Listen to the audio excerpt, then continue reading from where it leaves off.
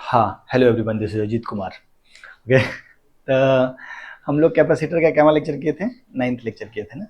और उसमें हम लोग डाइलेक्ट्रिक पढ़े थे। तो डाइलेक्ट्रिक में सिर्फ पढ़े थे कि डाइलेक्ट्रिक अगर कैपेसिटर में इंसर्ट किए पार्शियली या फुली, कांस्टेंट है डाइलेक्ट्रिक कांस्टेंट उसका या वेरिएबल है dielectric constant, in every situation equivalent capacitance का वैल्यू कितना होगा। अगर पिछला क्लास उसी पे निर्भर कर रहा था, उसी पे। हाँ, एक दो और बात किए थे कि कैपेसिटर के अंदर डाइलेक्ट्रिक डालने से जो कैपेसिटर डाइलेक्ट्रिक के दोनों एंड है वहां पे कुछ बाउंड चार्जेस अकुमुलेट हो जाता है, उसका वैल्यू कितना होता है। और डाइलेक्ट्रिक डालने से ओरिजिनल इलेक्ट्रिक फील्ड में कुछ कमी हो जाता है, वो कितना हो जाता है। वो जो कमी जिस बाउंड चार्ज के इलेक्ट्रिक फील्ड की वजह से होता है वो इंड्यूस्ड इलेक्ट्रिक फील्ड कितना होता है। यही सब ना पढ़े थे। एक्सटर्नल फील्ड अगर ई नॉट है तो नेट इलेक्ट्रिक फील्ड डाइलेक्ट्रिक डालने के बाद ई नॉट बाई के हो जाएगा। जो घटा वो घटा ड्यू टू इंड्यूस्ड चार्जेस या डाइपोल का जो सिरा था, और वो हो जाता था E naught minus E naught by K.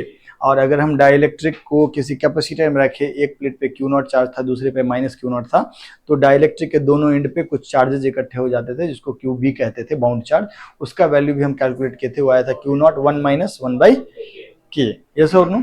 और इलेक्ट्रिक फील्ड घट जाता है। आज उसी कड़ी में हम थोड़ा आगे बढ़ते हैं। अगर मान लीजिए कि आपके पास एक कैपेसिटर है, एक कैपेसिटर है, area of plate is a, separation between the plate is D. तो कैपेसिटेंस का नाम हमने दिया सी नॉट। कैपेसिटेंस का क्या नाम दिया? सी नॉट। कैपेसिटेंस का क्या नाम दिया? सी नॉट। ठीक है। उस सी नॉट का वैल्यू तो कुछ होगा ना बेटा, ए एप्सिलॉन नॉट बाई, रिवीजन चल रहा है थोड़ा, ठीक। इसको किसी बैटरी से कनेक्ट कर दिए। बैटरी का ईएमएफ कितना है? V nought. ठीक है। तो इसके अक्रॉस जो पोटेंशियल डिफरेंस होगा कैपेसिटर के अक्रॉस, वो एग्जैक्टली वी नॉट के बराबर हो जाएगा ना। Delta V nought is potential difference across the capacitor. वो किसके बराबर हो जाएगा? वी नॉट के बराबर। और इस प्लेट, दोनों प्लेट के बीच में there is some electric field, there is some electric field. वो वैल्यू कितना हो जाएगा? वो इलेक्ट्रिक फील्ड का वैल्यू वी नॉट बाई, तुमने देखा।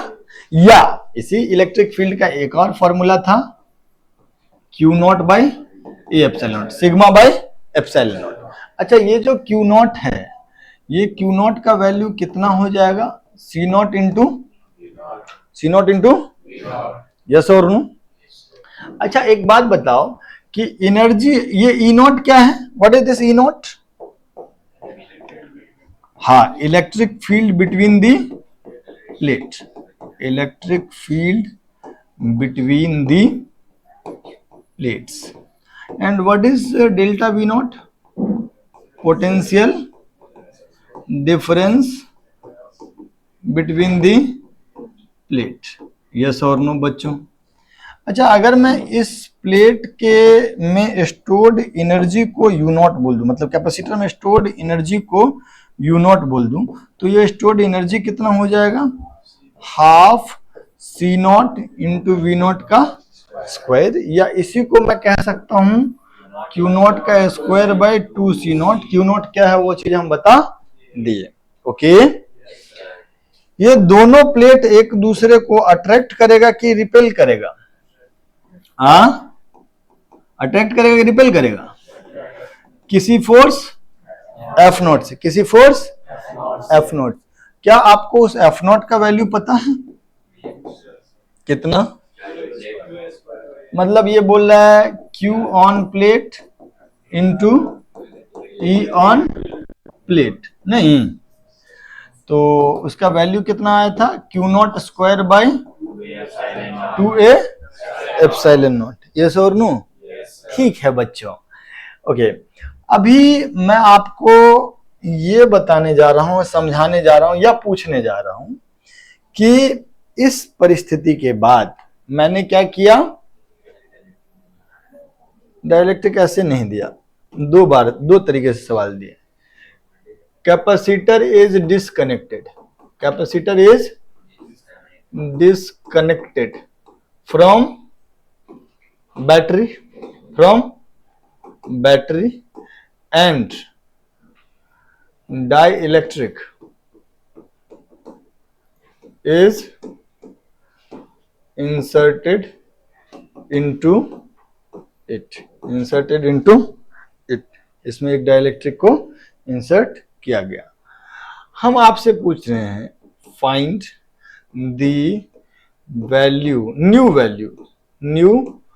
Values of all the parameters.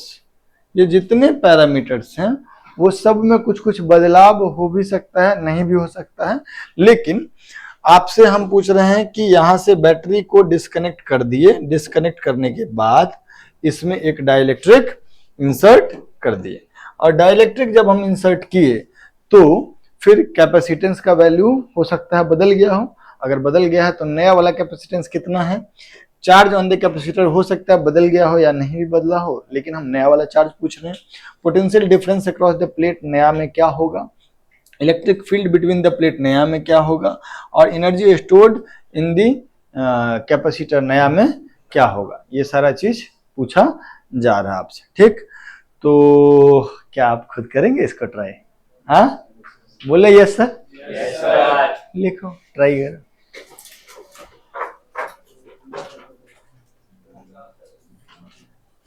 भाई डाइलेक्ट्रिक का डाइलेक्ट्रिक कांस्टेंट के मान लेना, तभी ना उसी के टर्म में बात करोगे।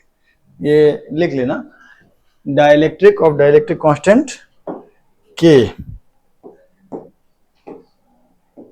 Sorry, dielectric of dielectric constant के is inserted into it, find the new values of all the parameters.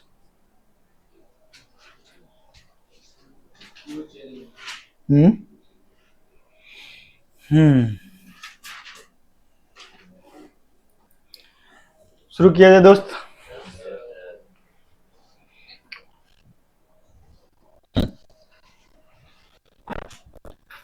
Battery disconnected है, अच्छा ओके,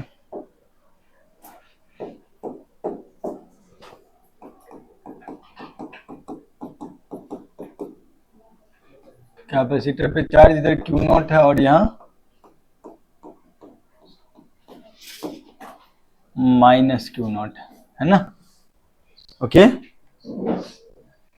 और दोनों के बीच कैपेसिटेंस, प्लेट के बीच सेपरेशन D है और ये एरिया A है। नहीं, अब फिर क्या किए, इसमें डाइलेक्ट्रिक इंसर्ट कर दिए ना। सोचो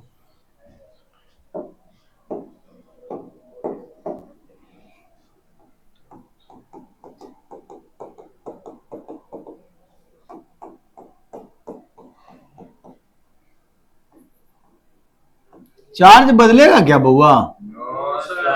ऐसा क्यों सर?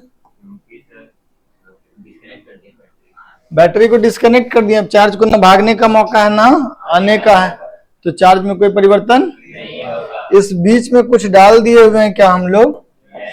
क्या?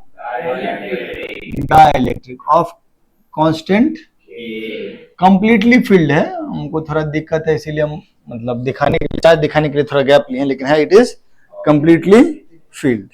ओके, तो इस जगह पे सी ओल्ड का वैल्यू कितना था? ए एप्सिलॉन नॉट बाय, तो सी न्यू का वैल्यू कितना हो जाएगा? K A epsilon nought by D. Dielectric में डाइलेक्ट्रिक, किसी कैपेसिटर के बीच में डाइलेक्ट्रिक कंप्लीटली फिल कर देते हैं तो कैपेसिटेंस के टाइम्स हो जाता है। Is that okay? पक्का? अच्छा, यहाँ पे क्यू नॉट का वैल्यू था सी नॉट वी नॉट। हमको जरा बताओ कि क्यू न्यू जो है वो पुराना ही वाला चार्ज के बराबर रह जाएगा क्या? चार्ज तो मूवमेंट किया नहीं है, ठीक है क्या? बोलो बच्चों। अच्छा, अब जरा हमको बताओ कि यहाँ पे potential difference between the plate जो था वो था वी नॉट, जो बैटरी था उसका, उसको हम लोग Q not by C nought भी लिख सकते हैं, है ना? बोलो।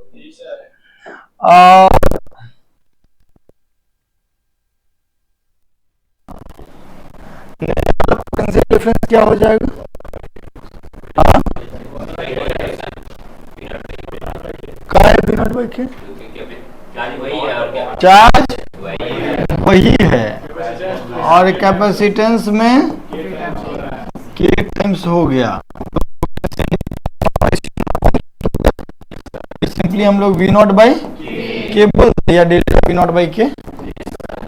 इधर टू के बोलो, ठीक है। प्लेट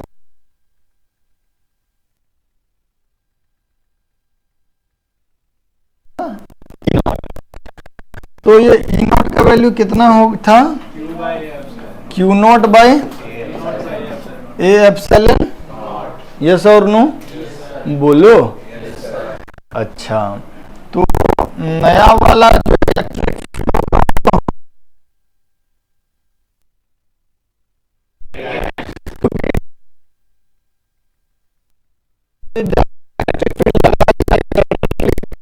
आएगा कुछ फील्ड और नेट हो जाएगा एक्सटर्नल बाय के। एक्सटर्नल अभी भी कितना है? Q nought by A epsilon nought है ना, अभी भी एक्सटर्नल पुराना वाला ही है, तो डिवाइडेड बाय के। आप लिख सकते हैं Q नॉट बाय के ए एप्सिलॉन नॉट या E नॉट बाय के, यस और नो।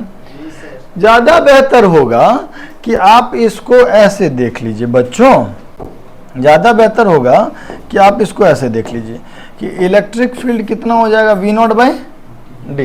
इलेक्ट्रिक फील्ड कितना हो जाएगा? V नॉट बाय ओके, था ना पहले। अब नया वाला इलेक्ट्रिक फील्ड अगर हम लोग देखें तो नया वाला potential difference divided by D, नया वाला पोटेंशियल डिफरेंस डिवाइडेड बाय है ना, नया वाला potential difference divided by D. तो नया वाला पोटेंशियल डिफरेंस पुराने वाले का 1 बाई के टाइम्स है ना, तो ये हो जाएगा V नॉट बाई के डी। अब V नॉट बाई डी का वैल्यू क्या है? E नॉट, तो वैल्यू क्या हो जाएगा? E नॉट बाई के, E नॉट बाई के। इज दैट ओके बोलो? कोई दिक्कत, कोई परेशानी? इलेक्ट्रिक फील्ड पहले का 1 बाई के टाइम्स हुआ, सेपरेशन में कोई चेंज नहीं हुआ, तो पोटेंशियल डिफरेंस भी 1 बाई के टाइम्स हो जाएगा। या simply V by D is E, B he 1 by के टाइम्स हुआ, डी के साथ कोई छेड़छाड़ नहीं किया, तो इलेक्ट्रिक फील्ड जो हो जाएगा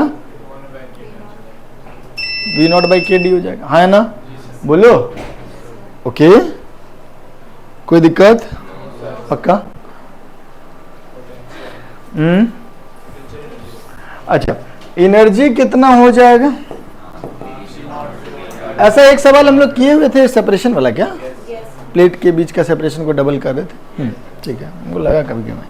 तो U नॉट का वैल्यू यहाँ पे क्या लिखेंगे? कौन फॉर्मूला यूज करना बेहतर है? हाफ CV स्क्वायर के Q स्क्वायर बाई 2C, वैसे वो भी करेंगे तो कोई दिक्कत नहीं है, लेकिन Q square by 2C not अगर करते हैं तो इसमें एक फायदा क्या होगा कि Q में कोई परिवर्तन नहीं हुआ, C को देख करके हम बात कर लेंगे। तो नया वाला एनर्जी क्या हो जाएगा? नया वाला चार्ज का स्क्वायर डिवाइड बाय 2 इंटू नया वाला C। नया वाला चार्ज का स्क्वायर मतलब वही पुराना ही, लेकिन C न्यू कितना हो गया? K इंटू C नॉट, तो U not by K, U not by, that is your नया वाला एनर्जी, दैट इज योर नया वाला। Is that okay? पक्का? फोर्स बिटवीन द प्लेट क्या हो? 2 3 4 5 6 7 को चीज था ना, 1 2 3 4 5 6, ओहो हो, करेक्ट। हाँ जी साहब, थोड़ा सा फोर्स के बारे में बोलती। हाँ बोलो ना, क्या कह रहे हो?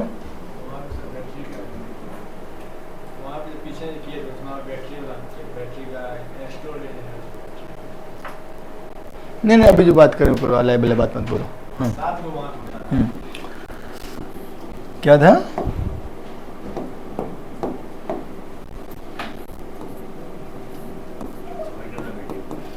वहां भी 6 ही होता था शायद, है ना? हाँ, तो F नॉट का वैल्यू बेसिक क्या होता है? Q on plate into E on plate, between the plate की ऑन द प्लेट, ओके प्यारे बच्चों, अब जरा बताइए कि Q1 plate Q0, E1 plate कितना Q0 by 2A epsilon not, तो ये वैल्यू कितना हो जाएगा?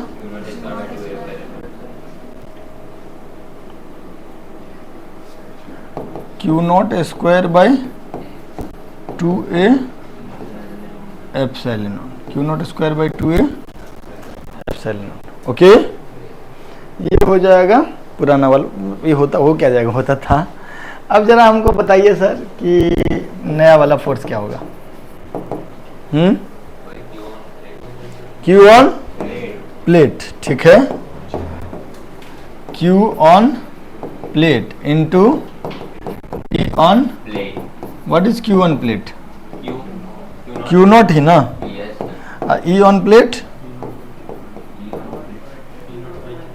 हाँ E नॉट बाई, हाँ E नॉट बाई 2K,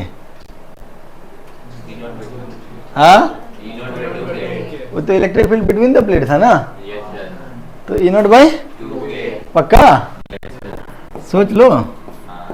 लेकिन अब जब किताब में देखे तो आंसर ही नहीं मिला, तो तुम्हारे हिसाब से F नॉट बाई 2 होना चाहिए ना आंसर।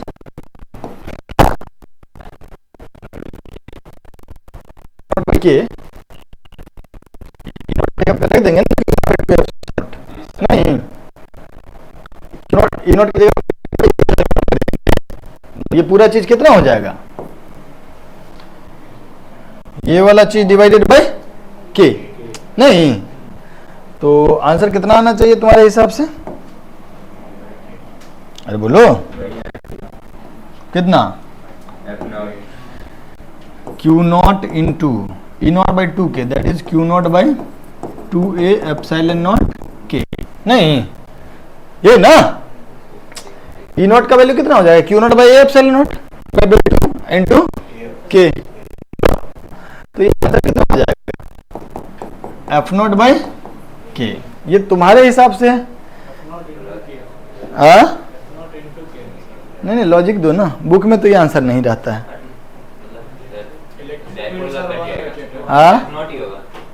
फोर्स क्या होगा? F नॉट ही होगा, हाँ क्यों होगा? ये आंसर गलत है, ये आंसर मतलब ये जो किए वो तो समझ में आया ना, तुम्हारे हिसाब से बीच में इलेक्ट्रिक फील्ड आधा हो गया ना, तो 1/k हो गया। इस प्लेट पे तुम कह रहे हो कि 1/k का आधा कर दो एक प्लेट की वजह से, लेकिन तुम्हारा आंसर तुम कह रहे हो कि नहीं फोर्स वही रहेगा, कारण बताओ? जितना डायपोल का नेगेटिव लगेगा वो जितना इधर लगाएगा उसका वेट वो बढ़ा देगा। शायद तुम यही कहना चाह रहे हो, हम तुम्हारे बातों को थोड़ा सा यहाँ पे क्लियर कर देते हैं। बालक जो कह रहा है वो ये कह रहा है, बालक जो कह रहा है वो ये कह रहा है सर कि अगर यहाँ पे कुछ नेगेटिव चार्ज आया जो कि आएगा, और यहाँ पे कुछ पॉजिटिव चार्ज आएगा जो कि आएगा, ये दोनों मैग्नीट्यूड में बराबर होंगे, है ना। अब इन दोनों की वजह से जो भी इलेक्ट्रिक फील्ड होगा वो इस बीच में होगा ना, पॉजिटिव की वजह से लेफ्टवर्ड और नेगेटिव की वजह से भी। मैं अगर इस जगह पे इस पर्टिकुलर पॉइंट पे आपसे पूछूं, सुनिएगा मेरी बात ध्यान से, अगर मैं इस जगह पे पूछूं तो इस पॉजिटिव की वजह से इलेक्ट्रिक फील्ड किधर? राइटवर्ड, और इस नेगेटिव की वजह से ये पॉजिटिव चार्ज कितना है? QB, और ये कितना है? Minus QB। तो इस QB की वजह से राइटवर्ड हो जाएगा QB by 2A epsilon not, और इस नेगेटिव की वजह से हो जाएगा QB by 2A epsilon not leftward. तो यहाँ वाले चार्ज पे, ये जो प्लेट पे चार्ज है, उस प्लेट पर जो चार्ज है उस पर ये बाउंड चार्ज कोई फोर्स लगा पाएगा क्या? तो बाउंड चार्ज ने इलेक्ट्रिक फील्ड को कम किया, लेकिन कहां कम किया? Inside the dielectric, inside the, but plate is not inside the dielectric, plate is outside the dielectric. तो प्लेट के ऊपर जो चार्ज है, इस प्लेट को चार्ज, इस नेगेटिव चार्ज को खींचने वाला कौन है? सिर्फ और सिर्फ Q नॉट, सिर्फ और सिर्फ मतलब पॉजिटिव प्लेट पे जो चार्ज है। बाउंड चार्ज जो डाइलेक्ट्रिक के चार्ज है उसकी वजह से यहां पर नेट फोर्स कितना हो जाएगा? 0। ठीक है, क्लियर है क्या? तो इसीलिए ये बाउंड चार्ज यहां पर कोई फील्ड नहीं लगाएगा तो फोर्स पे भी कोई परिवर्तन नहीं होगा। इसीलिए हम कभी भी फोर्स का फॉर्मूला में Q naught square by 2a epsilon naught जबरदस्ती नहीं रटवाए। हमेशा हम तुमको क्या रटवाए, E on plate into Q on plate, है ना। उससे तुम चलोगे, आंसर में कभी गड़बड़ी नहीं आएगा। आप हमको बताए कि इस राइट वाला प्लेट पे जो इलेक्ट्रिक फील्ड है वो सिर्फ और सिर्फ कितना है, Q not by 2a epsilon, सिर्फ इस पॉजिटिव की वजह से। ये बाउंड चार्जेस की वजह से नेट इलेक्ट्रिक फील्ड वहां पे कितना है, 0। वहां पे नेट इलेक्ट्रिक फील्ड कितना है, इज दैट ओके? बोलो। तो ये बात तुम लिखोगे ना कि ये वाला चीज जो है ये गड़बड़ है, ये वाला चीज जो है ये between the plate electric field पहले से थोड़ा घट गया, between the plate electric field पहले से थोड़ा घट गया, लेकिन on the plate electric field घटा नहीं, on the plate electric field घटा क्योंकि इस प्लेट पे जो चार्ज था वो अपना चार्ज का वैल्यू बदला नहीं है। Is that okay? क्लियर है क्या? इस जगह पे जो भी फील्ड होगा वो सिर्फ और सिर्फ क्यू नॉट की वजह से होगा, बाउंड चार्जेस की वजह से कोई इलेक्ट्रिक फील्ड यहाँ नहीं होगा, और क्यू नॉट बदला ही नहीं है तो उसकी वजह से लगने वाला यहाँ पे फोर्स भी बदलेगा नहीं। Is that okay? तो Q on plate is still Q naught and E on plate is still Q not by 2a epsilon naught, answer is still F naught. Is that okay? बोलो प्यारे बच्चों, लिख लोगे? जल्दी छापो। हाँ जी, repeat the same question if battery remains connect throughout the process. Capacitor is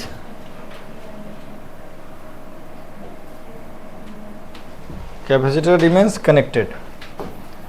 Capacitor remains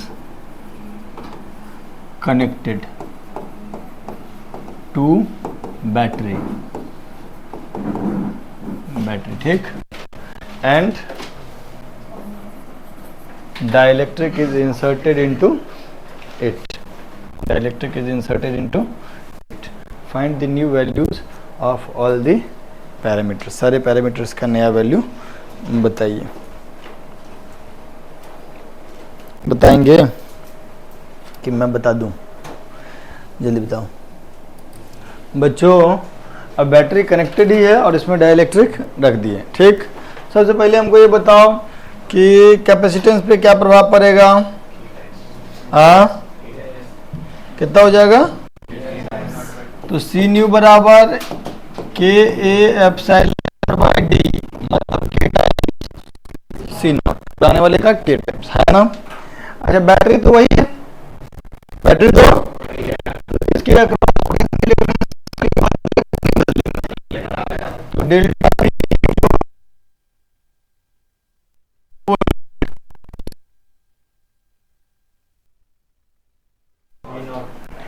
electric field new का वैल्यू क्या होगा? अच्छा सॉरी, एक मिनट,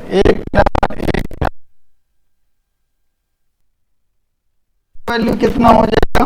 सी न्यू इंटू सी कितना हो गया?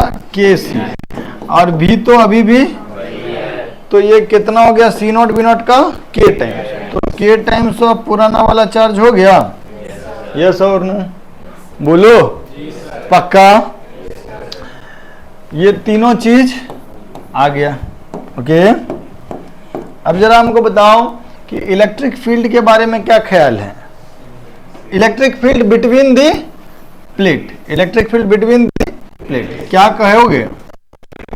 हाँ, पुराना वाला ही रहेगा? नहीं, लिखेंगे बी न्यू बाई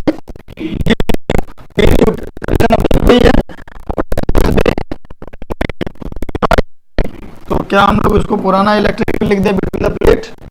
बोलो। Energy stored in the capacitor, energy stored in the capacitor, वो कितना हो जाएगा? कौन सा फॉर्मूला यूज करें तो बेहतर है?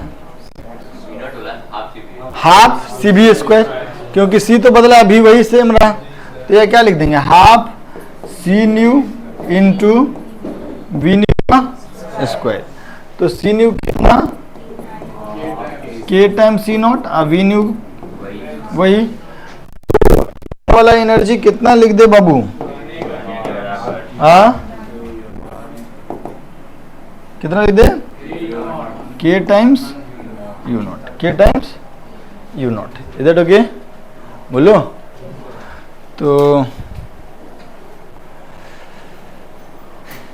अच्छा ओके। और फोर्स के बारे में क्या ख्याल है आपका? हाँ नया वाला फोर्स क्या होगा? Q on plate into E on plate. तो यार नया वाला चार्ज तो K Q नॉट हो गया ना, है ना? तो Q ऑन प्लेट तो K Q नॉट है, E ऑन प्लेट भी क्या हो जाएगा? E ऑन प्लेट क्या हो जाएगा? देखो यहाँ पर जो भी बाउंड चार्जेज है उसकी वजह से तो प्लेट पे कोई इलेक्ट्रिक फील्ड, लेकिन जो भी इलेक्ट्रिक फील्ड होगा इसकी वजह से होगा, सिग्मा बाई 2 एप्सिलॉन नॉट। तो जो ये चार्ज है divided by 2a epsilon not, नहीं हाँ है ना, वही नहीं इस नेगेटिव चार्ज को करेगा, बाकी तो कोई अट्रैक्ट या रिपेल नहीं करेगा। तो ये चार्ज तो के क्यू नॉट का, और इलेक्ट्रिक फील्ड भी कितना हो जाएगा? के Q not by 2a epsilon not. Yes और नो? जो भी यहाँ पे चार्ज है divided by 2a epsilon not, वही होगा ना वहां पे, इसी चार्ज की वजह से। तो टोटल जो आया वो क्या आया? के स्क्वायर और into Q A not square by 2a epsilon not. तो बेसिकली के स्क्वायर टाइम्स एफ नॉट, के square times, is that okay? बोलो सही कि गलत? हाँ अच्छा एक बात बताओ, पिछला वाला केस में, अरे ये कहाँ से आ गया?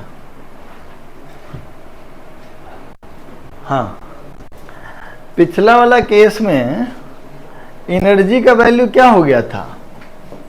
घट गया था ना, के का वैल्यू तो 1 से ज़्यादा होता है ना, तो एनर्जी का वैल्यू जो है इसमें घट गया था। क्यों घटा? कहाँ गया एनर्जी? हीट में। हीट कैसे डेवलप होगा जब चार्ज घूमबे नहीं करेगा, तो करंट अवे नहीं करेगा? तो सोचो, सिस्टम का एनर्जी घटाने के लिए क्या करें? या तो उसमें से कुछ हीट निकाल लें, या उस सिस्टम पे निगेटिव वर्क कर दें। तो आगे जाके अभी आपको पता चलेगा कि इस डाइलेक्ट्रिक को हमको आराम आराम से इंसर्ट करने में कुछ काम करना पड़ा होगा, और वो काम नेगेटिव आएगा, वो काम, इसीलिए सिस्टम का एनर्जी घट गया। इस वाले केस में सिस्टम का एनर्जी बढ़ गया। क्यों बढ़ गया? एक तो यार सिस्टम के पास कुछ एनर्जी था, अब प्लस चार्ज भी घूमा है, तो चार्ज घूमा होगा तो कुछ हीट भी डेवलप, बावजूद उसके एनर्जी बढ़ा। क्यों? क्योंकि ये जो बैटरी है इसने कुछ वर्क किया, बैटरी ने कुछ वर्क, है ना? कितना वर्क किया होगा बैटरी? यहां से चार्ज कितना फ्लो करके गया होगा? पहले क्यू नॉट था, अब हो गया है के क्यू नॉट, तो कितना फ्लो हो जाएगा? के Q not minus Q not, that is K minus 1 into Q not, इतना चार्ज फ्लो हुआ। तो वर्क डन बाय बैटरी जो होगा, वो वर्क डन बाय बैटरी कितना हो जाएगा? चार्ज फ्लोन इंटू बैटरी, तो that is K minus 1 Q nought into V nought into, इतना बैटरी वर्क किया होगा। ये जो बैटरी वर्क किया, इसके साथ साथ एक और वर्क आया होगा, हम थोड़ा देर बाद आपको ये समझ में आएगा कि डाइलेक्ट्रिक को अंदर घुसाने में आराम आराम से भी एक्सटर्नल एजेंट कुछ वर्क, पॉजिटिव की नेगेटिव चर्चा करेंगे। पिछला केस में तो समझ में आ गया था आपको कि एक्सटर्नल एजेंट वर्क जो किया होगा वो कैसा किया होगा? नेगेटिव। इस वाले केस में आपको हम बताए थे ना कि एनर्जी पहले से कम हो गया तो एक्सटर्नल एजेंट वर्क किया होगा नेगेटिव। यहाँ पर भी एक्सटर्नल एजेंट जो वर्क करेगा वो नेगेटिव ही करेगा, लेकिन बैटरी का कुछ वर्क डन हुआ इतना, ठीक, और एक्सटर्नल एजेंट का कुछ वर्क डन होगा, दोनों मिल करके क्या करेगा? सिस्टम के एनर्जी को बढ़ाएगा और थोड़ा सा हिस्सा हीट में फेंक देगा। Is that okay? कोई दिक्कत, कोई परेशानी? चलो जल्दी लिख लो।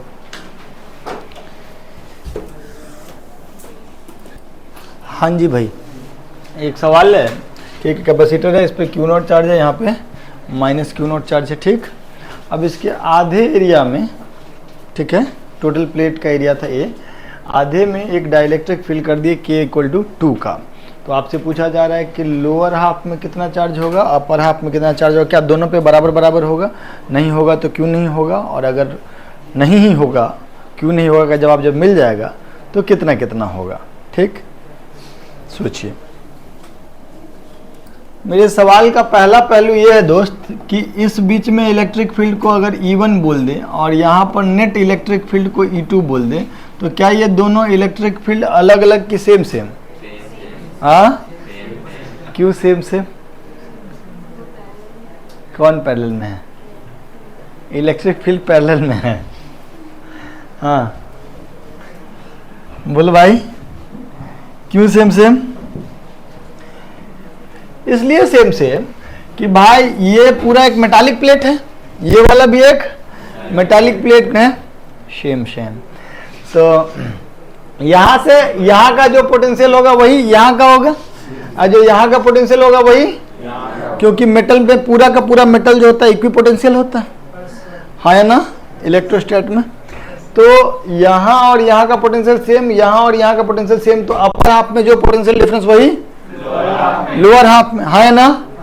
तो आप ऐसा कह सकते हैं कि E1 इंटू डी जो होगा वही E2 इंटू डी होगा। सो E1 बराबर, जनरली लोग सब डाइलेक्ट्रिक पढ़ के आता है तो बोलता है कि भाई यहाँ डाइलेक्ट्रिक नहीं है, यहाँ डाइलेक्ट्रिक है, तो यहाँ पर इलेक्ट्रिक फील्ड कम होगा, यहाँ इलेक्ट्रिक फील्ड, जबकि ऐसा होने वाला अभी, क्योंकि ये पूरा एक कंप्लीट मेटालिक बॉडी है, ये भी एक पूरा एक कंप्लीट मेटालिक बॉडी है। तो अपर में ऊपर में जितना पोटेंशियल डिफरेंस होगा दोनों प्लेट के बीच, वही लोअर में भी पोटेंशियल डिफरेंस होगा, क्योंकि लेफ्ट का पूरा प्लेट सेम पोटेंशियल पे होगा और राइट का पूरा प्लेट सेम।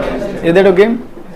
अब जब ये E1 E2 बराबर हो गया तो यहाँ से हमको एक बात समझ में आया कि भाई आउटर सरफेस पे यहाँ पर चार्ज हो, वहाँ यहाँ भी उतना चार्ज होने से काम चलबे ना। यस और नो?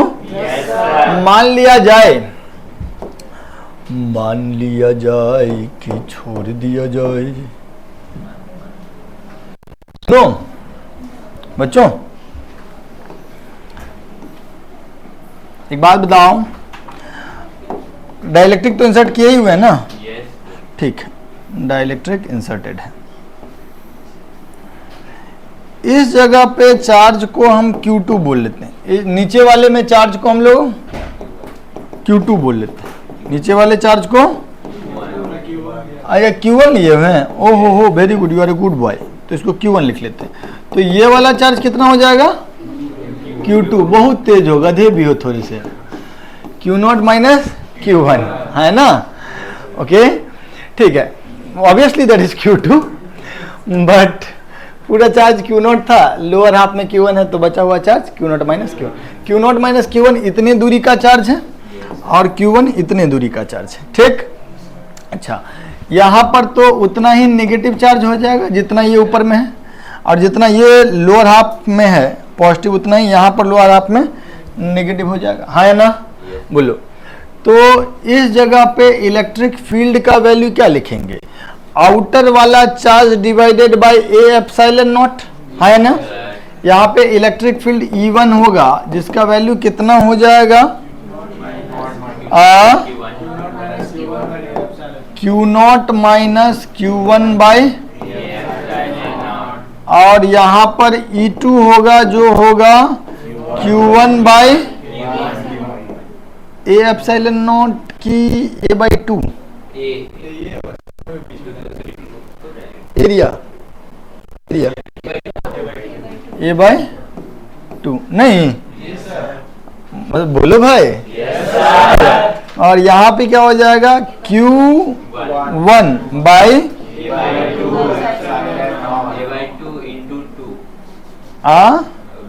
यहाँ पे डिवाइडेड बाय 2 भी होगा ना, ये 2 क्योंकि ये A बाई 2 तो एरिया था प्लेट का, ये 2 क्यों का आया है? डाइलेक्ट्रिक की वजह से। किसकी वजह से? एक्सटर्नल चार्ज की वजह से जितना भी इलेक्ट्रिक फील्ड है डिवाइडेड बाय के। यस और नो? बोलो बच्चों। अरे हाँ ना तो बोलो। और परिस्थिति के मुताबिक ये दोनों इलेक्ट्रिक फील्ड सेम, तो वैसे ए लिखते तभी आंसर आ जाता, धोखा धोखा से कटिए जाता दोनों जगह, नहीं। Q0 minus Q1 divided by A by 2 epsilon nought is equal to Q1 divided by 2 into A by two epsilon nought, A by two epsilon nought cut गया, तो कट गया तो क्या आया बताओ दोस्तों, 2 into Q not minus Q one बराबर Q one. बोलो हाँ बोलो ना, हम गड़बड़ सड़बड़ कर भी देते हैं कई बार। तो ये हो जाएगा 3Q1 नहीं, तो Q1 का वैल्यू कितना हो जाएगा 2Q नॉट बाई 3, और Q2 का वैल्यू कितना हो जाएगा Q not by 3, Q not by, is that okay? बोलो पक्का, कोई दिक्कत तो नहीं है? देखिए यार चार्ज कैसे डिस्ट्रीब्यूट हुआ, क्या डाइलेक्ट्रिक कांस्टेंट का रेशियो था 1:2, इसका डाइलेक्ट्रिक कांस्टेंट कितना 1 वैक्यूम, और ये 2, तो ऊपर में जो चार्ज आया वो आ गया 1/3, नीचे में आया, मतलब जिधर डाइलेक्ट्रिक रहेगा उधर चार्ज ज्यादा अकुमुलेट होना पड़ेगा। नहीं समझे मेरा बात? देखो एक्चुअली में नेट इलेक्ट्रिक फील्ड तो जितना ये है उतना ही ये भी होना चाहिए। अब उनको पता है कि डाइलेक्ट्रिक क्या करता है, नेट इलेक्ट्रिक फील्ड को घटा, तो यार लोअर में अगर चार्ज का कंसंट्रेशन ज्यादा होगा तो घटने के बाद भी अपर वाले इलेक्ट्रिक फील्ड के बराबर हो जाएगा। Is that okay? तो यहाँ का डाइलेक्ट्रिक कांस्टेंट है 1 और यहाँ का 2, तो चार्जेस जो डिस्ट्रीब्यूट हुए हैं वो 2:1 रेशियो में नहीं हुए, मतलब सेम रेशियो में डिस्ट्रीब्यूट हुए ना। अगर हम बोलते हैं कि क्यू नॉट को डिस्ट्रीब्यूट करो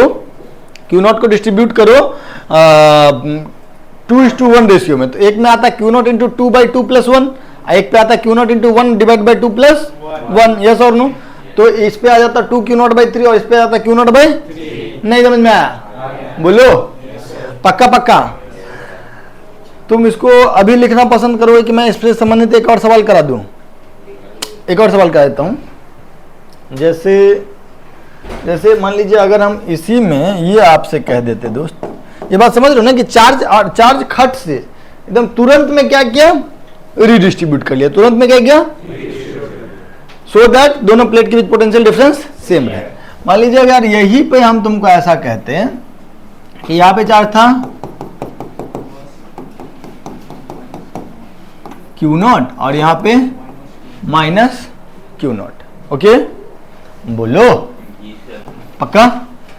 और फिर आधा ही डिस्ट्रीब्यूट कर रहे हैं, आधा ही कर रहे हैं, एरिया से भी थोड़ा बहुत आंसर को फर्क पड़ने लगेगा। सुनिए मेरी बात, लोअर हाफ में हम दे देते हैं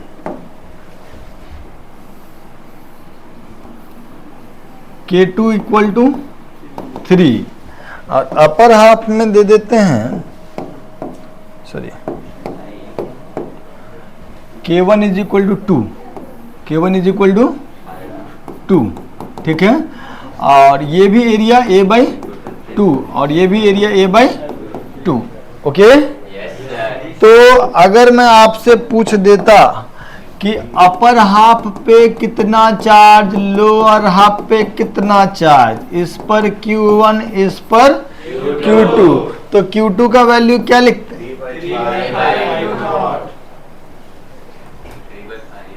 Q2, हाँ हाँ सब बढ़िया, ओके।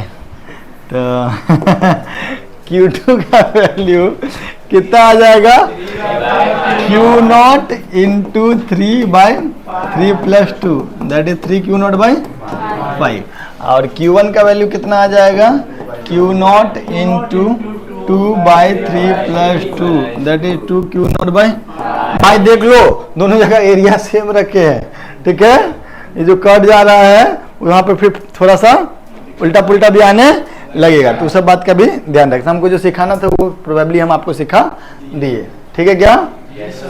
चलो भाई साहब, चलिए जल्दी लिख लो। वैसे सिग्मा को ही डिस्ट्रीब्यूट कर देते ना, मतलब जैसे यहाँ चार्ज कर रहे हैं, एरिया अगर एरिया वाला बात कंसीडर नहीं करना तो सिग्मा को ही डिस्ट्रीब्यूट कर देना। चलो लिखो इसको। बच्चों दो प्लेट है, दोनों का एरिया है ए, ठीक, और एक पे चार्ज क्यू नॉट है, दूसरे पे माइनस क्यू नॉट है, ठीक। अब ये सटा हुआ है एकदम, ठीक है, ये वाला इंड जो है वो इस प्लेट में सटा हुआ। शुरू का d/4 में एक डाइलेक्ट्रिक है, फिर d/4 में एक डाइलेक्ट्रिक का डाइलेक्ट्रिक कांस्टेंट लगा है, फिर यहाँ पे एक कंडक्टर है, फिर खाली जगह है। तो आपको यहाँ से यहाँ तक इलेक्ट्रिक फील्ड कैसे वेरी कर रहा है ये आपको बताना है, ठीक है बच्चों। बताओ बच्चों कैसे वेरी करेगा, जल्दी जल्दी करे क्या, बताओ।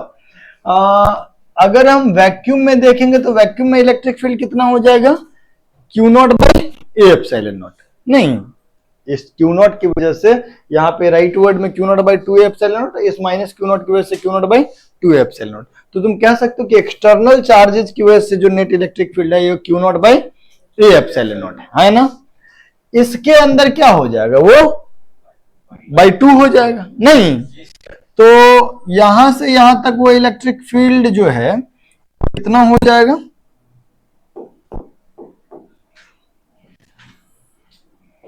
Q not by 2a epsilon not. 2 किसकी वजह से,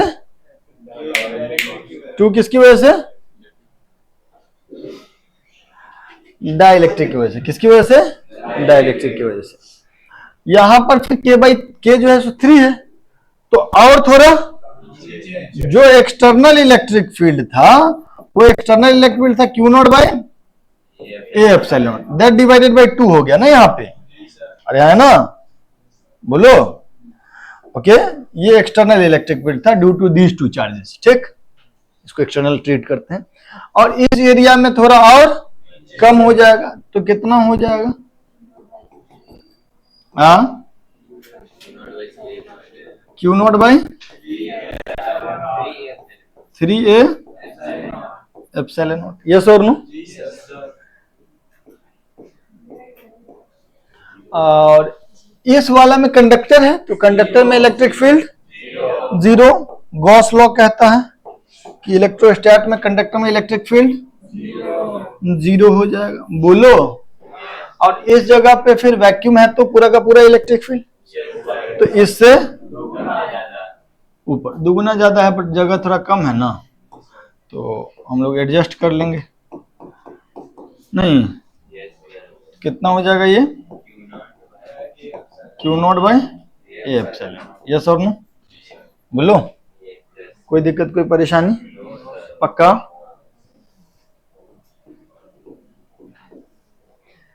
ये इलेक्ट्रिक फील्ड का वेरिएशन हो गया, ये इलेक्ट्रिक फील्ड का वेरिएशन हो गया। अब हम आपको बोलेंगे पोटेंशियल का वेरिएशन के लिए, जल्दी इसको लिखिए और फिर इसी तरीके का ग्राफ प्लॉट कीजिए v वर्सेज x का। जल्दी लिखिए इसको। हाँ बच्चों, आपको बोले potential versus x curve, draw v versus x curve. तो यार तुम तो देख लिए थे ना इलेक्ट्रिक फील्ड वाला, यहाँ पे इलेक्ट्रिक फील्ड कम, यहाँ पे और भी, और यहाँ पे 0, और उसका फिर अचानक से यस और नो, बोलो।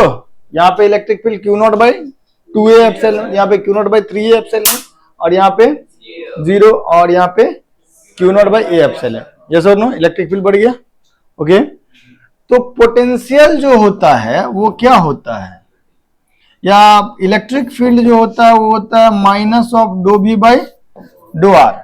नहीं, बी एक्स कर्व का स्लोप जो होता है वो इलेक्ट्रिक फील्ड होता है। नहीं, नेगेटिव ऑफ स्लोप या magnitude of slope is electric field. तो यार एक बात बताओ, यहां से पोटेंशियल स्टार्ट करें। पोटेंशियल कितना था, वी नॉट। पोटेंशियल कितना था, घट गया थोड़ा, यस और नो। अच्छा,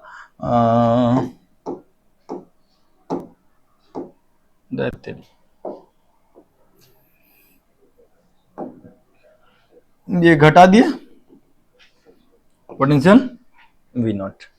उसके बाद पोटेंशियल घटा, यहां पर फिर घटेगा लेकिन ज्यादा तेजी से, क्योंकि इलेक्ट्रिक फील्ड का वैल्यू, सॉरी उल्टा बोल दिया हम, यहां पर इलेक्ट्रिक फील्ड का वैल्यू कम है और दूरी सेम है ना, तो ड्रॉप जो होगा वो पहले से कम होगा। नहीं, ये लाइन का जो स्लोप है इस लाइन के स्लोप से थोड़ा सा मैग्नीट्यूड वाइज थोड़ा सा कम स्लोप होगा इसका। इसको जो थोड़ा बढ़िया बना देते हैं।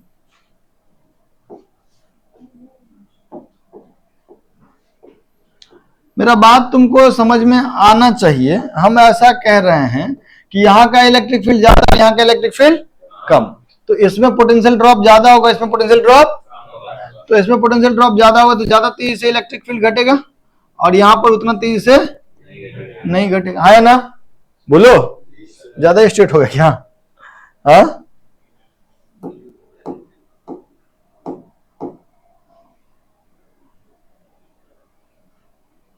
ठीक है, ओके। उसके बाद electric field zero, electric field zero तो पोटेंशियल चेंज ही नहीं होगा, तो कैसा ग्राफ आ जाएगा? कांस्टेंट रह जाएगा, नहीं, एक्स एक्सिस के पैरेलल, यस और नो। और यहां पे इलेक्ट्रिक फील्ड का वैल्यू सबसे ज्यादा, तो बहुत तेजी से घटेगा। ये वाले लाइन का स्लोप का जो मैग्नीट्यूड है इससे भी ज्यादा होगा। ऑल्दो ग्राफ में दिखाना थोड़ा सा संभव नहीं है, मैंने संभव क्या नहीं, रुक जाओ, संभव है सब।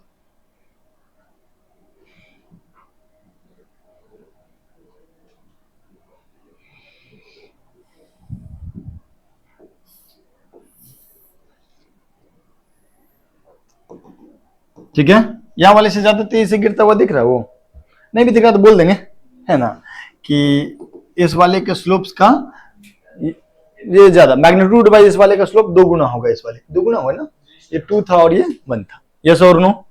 बोलो, मेरा बात कितने लोगों को समझ में आया? सच सच बताओ, झूठ नहीं बोलना।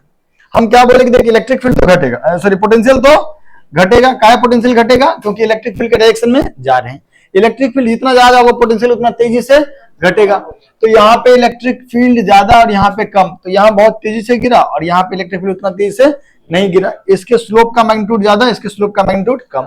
यहाँ पर कंडक्टर है भाई, तो फिर पोटेंशियल कंडक्टर में इलेक्ट्रिक फील्ड 0 हो जाएगा, तो पोटेंशियल कांस्टेंट हो जाएगा, चेंज ही नहीं होगा।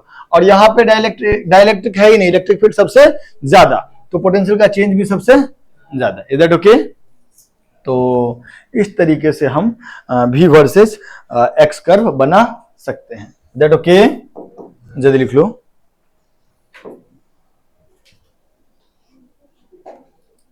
ये बात आप लिख लीजिएगा सर कि इस वाले पोर्शन के स्लोप का मैग्नीट्यूड कम है और इस वाले पोर्शन के स्लोप का मैग्नीट्यूड ज्यादा, मतलब ये लाइन ज्यादा खड़ा होगा, वह एक्सिस के नजदीक होगा ज्यादा, और ये थोड़ा कम खड़ा होगा। Is that okay? लिख लीजिएगा इसको। हाँ बच्चों, आपको एक कैपेसिटर दिया C1 6 माइक्रोफैराड का, C2 12 माइक्रोफैराड का। कह रहा है कि breakdown voltage of C1 is 4 volt, breakdown voltage of C2 is 6 volt. What is the breakdown voltage of series combination of C1 and C2?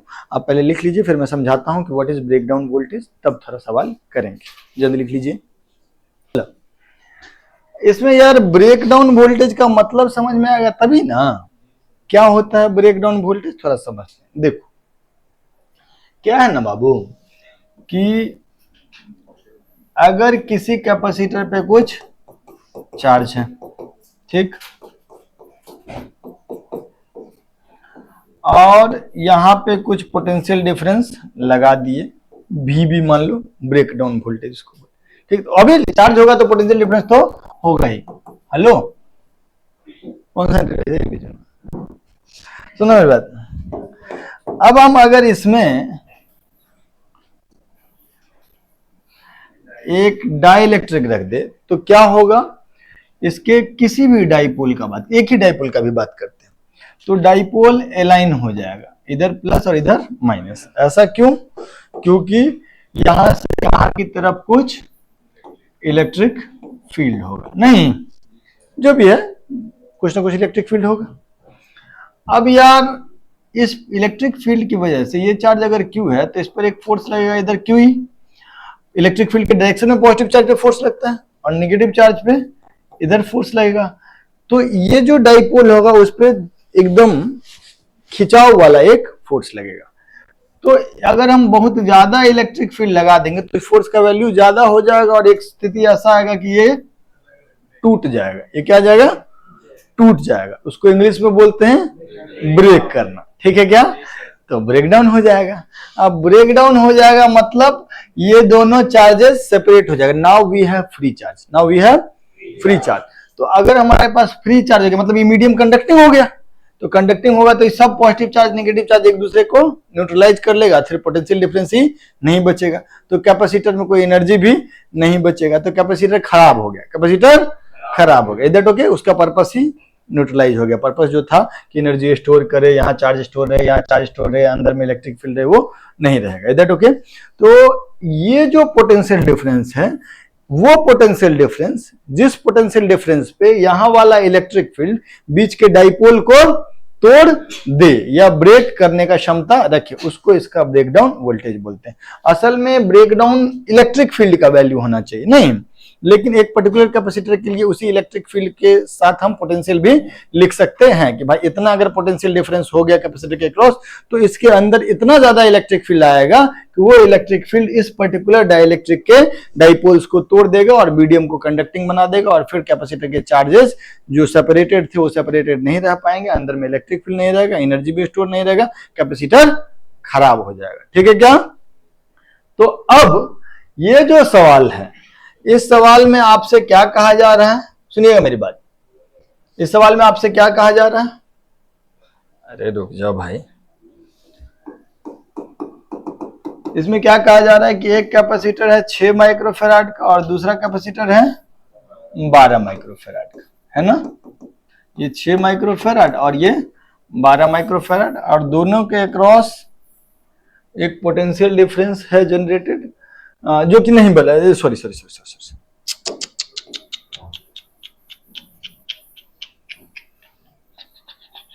हाँ, ये बोल रहा है कि इसके अक्रॉस ज्यादा से ज्यादा कितना वोल्ट लगा सकते हैं? 4 वोल्ट। C1 के अक्रॉस कितना लगा सकते हैं? 4 वोल्ट, ठीक है। और इसके अक्रॉस ज्यादा से ज्यादा कितना लगा सकते हैं? 6 वोल्ट, ठीक है। अगर 4 से ज्यादा रखेंगे तो ये कैपेसिटर, अच्छा ये 4 वोल्ट लगाए तो ऑब्वियसली इस पे there will be some charge, यहां पर कुछ पॉजिटिव चार्ज होगा और यहां पे कुछ नेगेटिव चार्ज होगा। ऑब्वियसली उस चार्ज का वैल्यू C × V हो जाएगा, मतलब 6 चौका 24 माइक्रो कूलम हो जाएगा और यहाँ पे -24 माइक्रो कूलम होगा। सिमिलरली यहाँ पर भी कुछ पॉजिटिव चार्ज होगा और यहाँ भी कुछ नेगेटिव चार्ज होगा। अगर ये 12 माइक्रोफैराड और 6 वोल्ट है तो 12 × 6 दैट इज 72 माइक्रो कूलम हो जाएगा और यहाँ पे -72 माइक्रो कूलम हो जाएगा। अगर इसके अक्रॉस 4 वोल्ट से ज्यादा लगाएंगे तो कैपेसिटर खराब हो जाएगा, माने डाइलेक्ट्रिक ब्रेक कर जाएगा।